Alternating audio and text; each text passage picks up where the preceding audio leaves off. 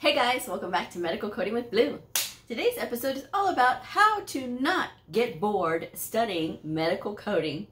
If you are brand new to my channel, welcome. I am Blue, I'm a medical coder. Okay guys, you may be thinking, gosh, I'm in this program for learning medical billing and coding and it is getting really boring. I am so tired of reading all the time. I don't want to do this anymore.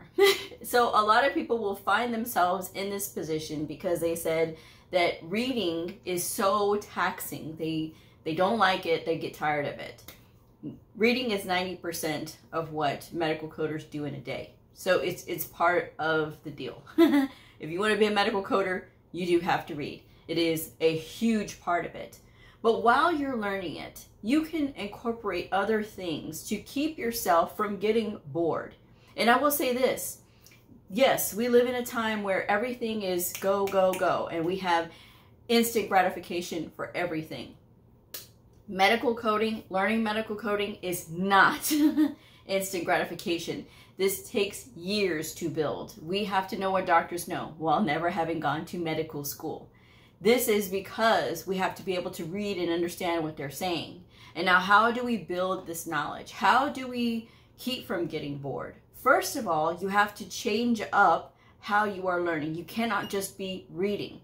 You have to incorporate other things, visuals. For my visual people who are visual learners, it's time to start posting anatomy posters, things that are going to help you jog your memory, even if it is just different abbreviations, medical abbreviations that you're posting with whatever it is, so that way you can constantly have that stimulus.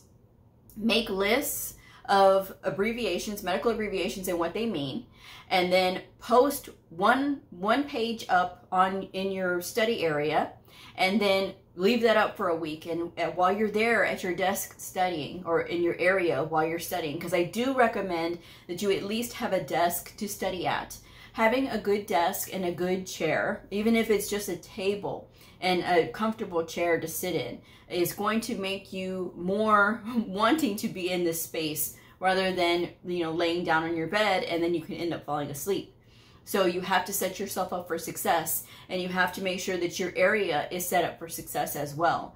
So hang up one page of abbreviations, maybe put 20 on that page, or maybe even put 15 on that page. So that way you can have it in your area and you can change it out once per week. So that way you have a new set of abbreviations and you don't have your entire wall covered in abbreviations. It's something that your brain can engage in because it's something that's different. It's something new.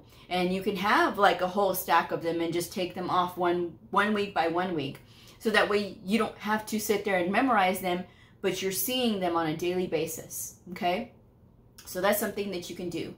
Hanging up anatomy posters is another thing, because having those visuals is similar to when we were children and the teacher had the border all the way around the room with all the letters and all the numbers. And that was how we learned, from constantly having that stimulus. It's the same thing when you're learning anatomy and pathophysiology and medical terminology, having those stimuluses around, so that way it'll help you to be able to recall. A lot of you are putting a lot of pressure on yourself when you don't even need to. It's something when you can get yourself to relax and you can just look at your surroundings. That's using your visual learning right there. You can also engage your auditory learning by watching videos, right? Or listening to videos on YouTube. There's plenty of channels out there about medical terminology, anatomy, and pathophysiology that you can listen to while you're driving to work, while you're at your lunch break, anytime that you have those extra few minutes. That's just something that can kind of change things up.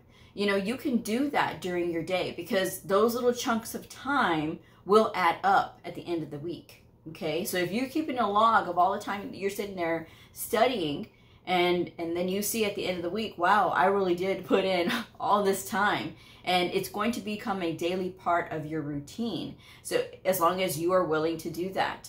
And I always recommend to study for no more than 1 hour at a time.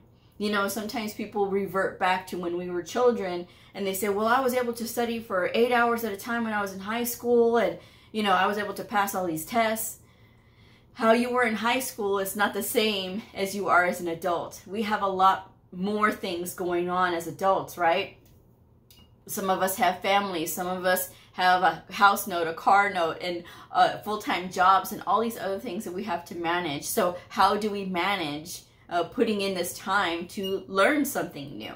Okay, it takes patience, and it takes practice. Okay, I was trying to say them at the same time. But this is why I say study for no more than 1 hour at a time. If you study for 30 minutes at a time, take a break and come back to it, that's totally fine. Same thing if you take an hour, if you take 1 hour to study, and then you take maybe 30 minutes break. Sometimes you could take an hour break if you want to, and come right back to it, study for some more. You know, that, again, it helps to build that endurance that you're going to need later on to study and continue to study. So that's what I will say there. It's not all meant to be boring, guys. You can make it fun. You can make it engaging, but you have to be creative in your approach to this, right? So how else do we do this? Me, always a perpetual student. I was listening to a video, right? An educational video while I was working out. So I was doing a little 30-minute workout, and I had my phone where I was watching this workout video, but I had the sound off, and then I had my computer playing this educational video that I needed to listen to. So while I'm working out, I'm listening to this video. Well, wouldn't you know that I was able to retain the information that was in that video while I was exercising a lot better than I had when I was just watching the video. Because your body, when your body is getting involved and there's something that you're having to learn, it's like, okay, we got to pay attention. Your brain is like that. You know, your brain is amazingly, has this ability to be able to develop these new neural pathways so that you can learn new things, but you have to learn how to engage them. And for me, I've learned for myself that if I change how I'm learning things, it does help to retain it a lot easier. So that's why I'm sharing all of this with all of you, because I do know what it's like to be an adult student. I do know what it's like to go back to school after many years and be like, can I do this? Yes, I can.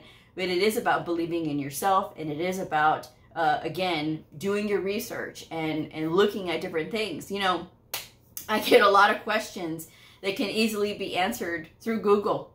You know, and it's just so disheartening when I see these questions. They'll ask a very basic question, and all I say is Google it now, because it's, to me, to have to explain again and again. And a lot of times the question is even in the video itself, and they're still asking the question. You know, it's about doing your research, guys. Being a medical coder is 100% research. If you are coding something and you are having to, you know, support why you coded that, you have to do your research in order to prove why you selected those codes. It starts early, folks, and asking basic questions is a wrong way to go. You got to start learning to do your research. So learning to do that while you are trying to study is also a really great thing, and it is going to set you up for success. You know, people who are most successful in this field are the ones that are willing to read and go about it on their own and start asking those questions. And only when you are at a, you know, at a point where it doesn't make sense to you, should you reach out. But you should also tell the person that you're reaching out to, hey, I've looked at this, this, and this, and none of this makes sense to me. This tells the person that you have done your research. To me, when I get very basic questions, I know that person has not done their research, and I am unwilling to help people who will not do basic research.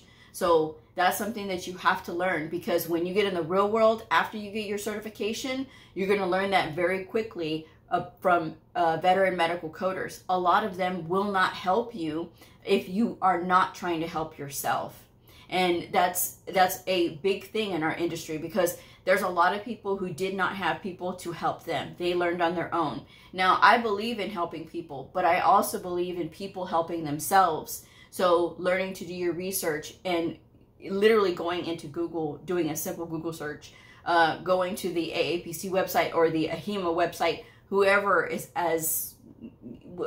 has your question, whether you are questioning a AHIMA credential or you're questioning a AAPC credential, you know, you should really go there. That should be your first stop. Somebody had asked me how many questions are on the medical coding exam. Didn't specify which medical coding exam, but if you go to any of the associations that I recommend, the AHIMA or AAPC website, it will tell you literally under the credential itself how many questions are on that exam or what the range of questions is for that exam. You know, so again, that tells me that that person didn't do their basic research. So, you know, it's about learning and developing, and the only way you're going to be able to do that is if you get into it, is if you are actually immersing yourself into doing these things. So putting up your posters around, making a list of abbreviations, medical abbreviations, so that way you can be familiar with those. You have to be familiar with those things, folks. It's just like medical terminology. You have to be very proficient in that. Change things up for yourself. Use flashcards, make flashcards. If you don't make flashcards, you are missing out. Okay? Nobody else is missing out but you. And if you want to sit here and say, oh, well, no, I don't want to do this because I'm not the one who's taking the test. You are.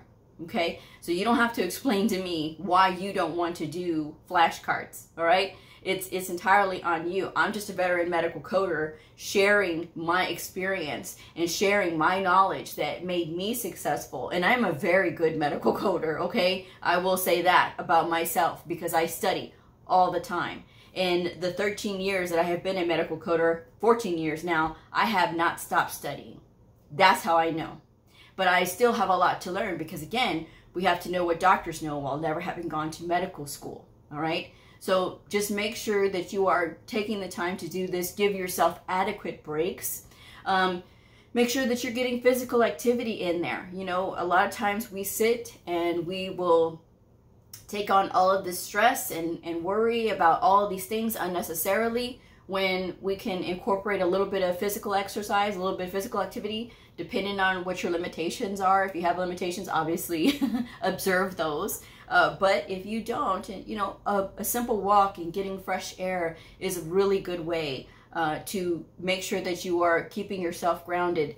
Prioritizing sleep cannot be emphasized enough. When you are a student, it does you no good to sit there and study all night and be exhausted the next day. Prioritize sleep. Get your recommended amount of sleep, and you can Google the recommended amount of sleep based on your age and gender. So that way you know how much sleep that you need. Everybody at different stages in their life needs a different amount of absolute sleep. And prioritizing that sleep, trust me, can really change things. I have recently started to prioritize my own sleep. And I have seen a world of difference since I've started doing that. So I recommend that for all people as well. Don't neglect your sleep. Make sure you're staying hydrated. I'm here in Texas, and we've been having nothing but 100-degree days. So I do make sure that I am staying hydrated. But I do recommend that you lay off the caffeine. Caffeine I love as well, right? But you have to make sure that you limit the amount of caffeine that you have, because too much caffeine can get you too jittery. If you're too jittery, then you really can't study, okay?